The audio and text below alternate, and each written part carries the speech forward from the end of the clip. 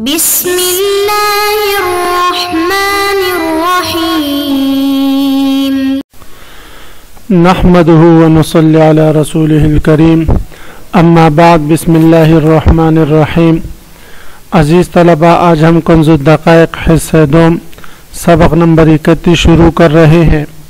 اس سبق میں ہم کتاب البیوع سے باب الربا سے متعلق پڑھیں گے۔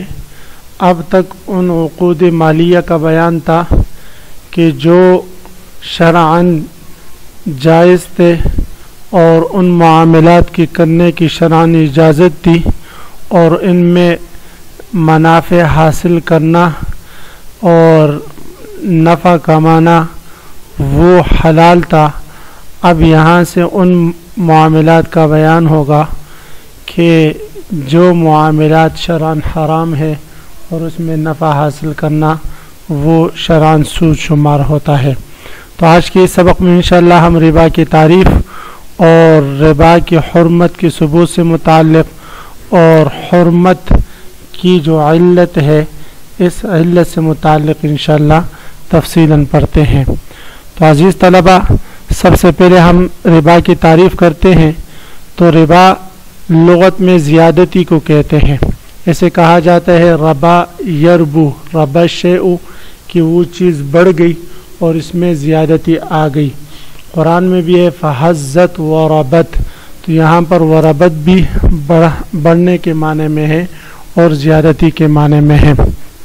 اور شرعاً ربا کی تعریف ہوا فضل مال بلا عوض فی معاوضت مال بمال، یعنی وہ زیادتی جو معاوضہ مالیہ میں بغیر مقابلے کے آئے، بغیر کسی عوض کے آئے، اس زیادتی کو شرعاً ربا کہتے ہیں۔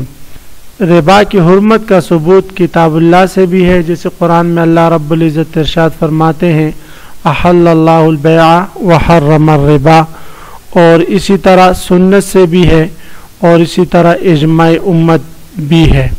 حدیث شریف میں آپ صلی اللہ علیہ وسلم ارشاد فرماتے ہیں، مفہوم ہے کہ سود کھانے والے اور سود کھلانے والے دونوں پر اللہ تعالی لعنت فرمائے، یعنی آپ صلی اللہ علیہ وسلم نے ان پر لعنت بھیجی ہے۔ ایک اور حدیث شریف کا مفہوم ہے، آپ صلی اللہ علیہ وسلم ارشاد فرماتے ہیں کہ سود کا ایک درہم جس کو انسان جان بوجھ کر کھاتا ہے وہ 36 زنا سے زیادہ سخت ہے۔ اللہ رب العزت اس سے ہماری حفاظت فرمائے۔ اور اجماع امت ہے اس پر کہ سود حرام ہے۔ اس وجہ سے اگر کوئی شخص سود کو حلال سمجھتا ہے تو وہ فرماتے ہیں وہ کافر ہوگا سود کو حلال سمجھنے والا۔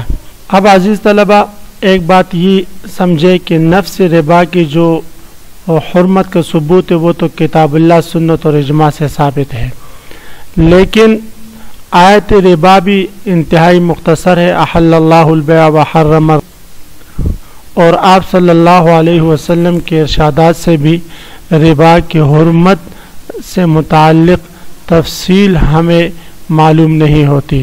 تو اس لیے حضرات فقہا رحمہم اللہ تعالی نے احادیث مبارکہ جو حرمت ربا سے متعلق تھی ان میں سے جو بنیادی حدیث ہے جس میں آپ صلی اللہ علیہ وسلم ارشاد فرماتے ہیں کہ الحنطۃ بالحنطۃ والشعیر بالشعیر والتمر بالتمر والملح بالملح والذهب بالذهب والفضة بالفضة مثلا بمثل یدا بید والفضل ربا۔ تو یہ بنیادی حدیث ہے حرمت ربا سے متعلق۔ اس حدیث شریف سے فقہا رحمہم اللہ تعالی نے ربا کہ حرمت کی علت تلاش کی ہے۔ علت کہتے ہیں عزیز طلبہ ایسی چیز کو، ایسے وصف کو کہ جو دو چیزوں میں مشترک طور پر پائی جائے، جس کی وجہ سے ایک چیز کا حکم دوسری چیز کی طرف پھر منتقل کیا جائے۔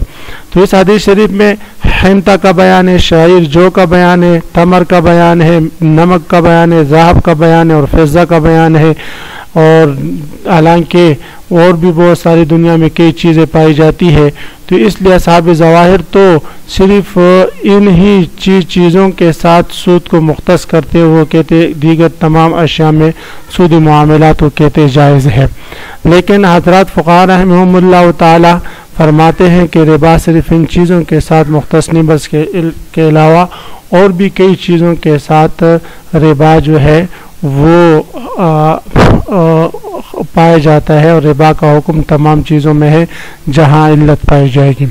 لیکن پھر اس علت کی تعیین میں حضرات فقہاء رحمہم اللہ تعالیٰ کا اختلاف ہے، تو میں اختصاراً اس اختلاف کی طرف اس سلائیڈ سے آپ حضرات کو سمجھاتا ہوں۔ وہ یہ ہے کہ علت کی دو قسمیں ہیں، ایک علت کاملہ اور ایک علت ناقصہ۔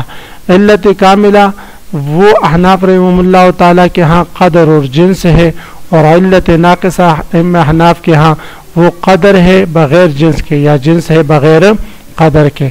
امام شافعی رحمہ اللہ تعالیٰ کے ہاں علت ہی الطعم فی المطعومات، وہ طعامیت ہے مطعومات میں، والثمنیت فی الاسمان، اور آسمان میں ثمنیت ہے، یعنی جو کھانے پینے کی چیز ہے ان میں، اور اسی طرح جو آسمان کے قبیل سے ہے وہ ثمنیت اس میں ہوگی۔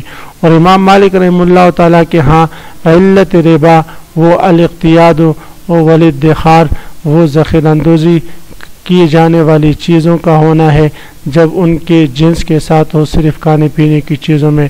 اور فی الاسمان ثمنیت، اور آسمان میں وہ فرماتے ہیں کہ ثمنیت ہے، تو یہ امام مالک رحمہ اللہ تعالی وہ فرماتے ہیں کہ یعنی اقتیاد یعنی غذائیت، اور اسی طرح ادخار یعنی ذخیرہ اندوزی، یہ جو ہے مطعومات میں اور جب اپنے ہم جنس کے ساتھ ہو تب جو ہے ربا ہوگا، اور اسی طرح آسمان میں ثمنیت ہے۔ عزیز طلباء، تو اب ہم آتے ہیں اس خلاصے کے بعد کتاب کی طرف۔ سب سے پہلے ہم عبارت پڑھتے ہیں باب الربا، وهو فضل مال بلا عوض في معاوضة مال بمال وعلته القدر والجنس، فحرم الفضل والنساء بهما والنساء فقط بأحدهما وحل بعدمهما۔ تو مصنف علیہ رحمہ بیان فرما رہے ہیں کہ یہ باب ہے باب الربا، اے باب احکام الربا، یہ ربا کے احکام کے بیان میں یہ باب ہے۔ ربا سے پہلے مصنف علیہ رحمہ نے باب مرابحہ ذکر فرمایا۔ باب مرابحہ میں بھی زیادتی ہوتی ہے اور ربا بھی زیادتی ہی کو کہتے ہیں، لیکن چونکہ وہ حلال اور یہ حرام ہے اس لیے حلال کو حرام پر مقدم فرمایا۔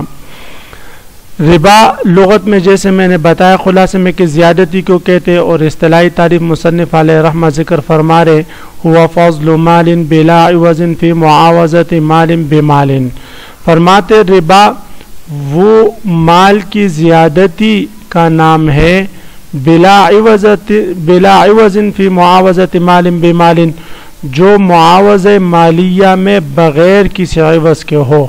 معاوضہ مالیہ میں بغیر عوض کے جو مالی زیادتی ہوتی ہے اس زیادتی پر کو ربا کہتے ہیں۔ مثلا معاوضہ مالیہ ہم 10 درہم کی بے 10 درہم سے کر رہے ہیں، تو اگر 10 درہم کے بدلے 11 درہم ہم لیں گے تو یہ جو 11ویں درہم ہے یہ 1 درہم جو زائد ہے، یہی فضل مال، یہ ایسی زیادتی ہے مال کی جو بغیر عوض کے ہے معاوضہ مالیہ میں، اسی کو ربا کہتے ہیں۔ اگر عقد تبرع ہو، مثلا کوئی کسی شخص نے کسی کو 10 درہم ادھار دیے ہیں اور پھر جب دائن مدیون کو وہ پیسے دے رہا ہے تو 10 دے رہا ہے، لیکن جس وقت مدیون اس کو واپس کر رہے ہیں تو کہتے یار آپ نے تو 10 درہم دیے لیکن آپ نے مجھ پر بڑا احسان کیا، لہذا یہ 1-2 درہم میری طرف سے اضافی لے لو۔ اللہ تعالیٰ آپ کے اس قرض دینوں کو اپنے دل بار میں قبول فرمائے، اس قرض حسنہ کا اجر آپ کو اللہ تعالیٰ دے۔ تو فرماتے ہیں یہ جو عقد تبرع میں یہ جو زیادتی ہے اس کی کو ہم ربا نہیں کہیں گے، اس کو ہم ربا نہیں کہیں گے۔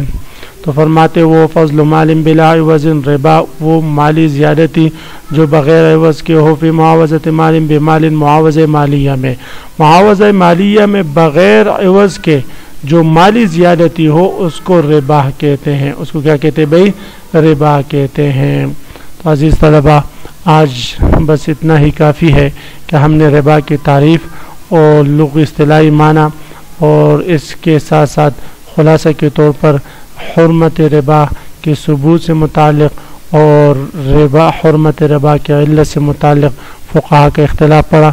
تو کل انشاءاللہ مزید ہم پڑھیں گے۔ وآخر دعوانا ان الحمدللہ رب العالمین۔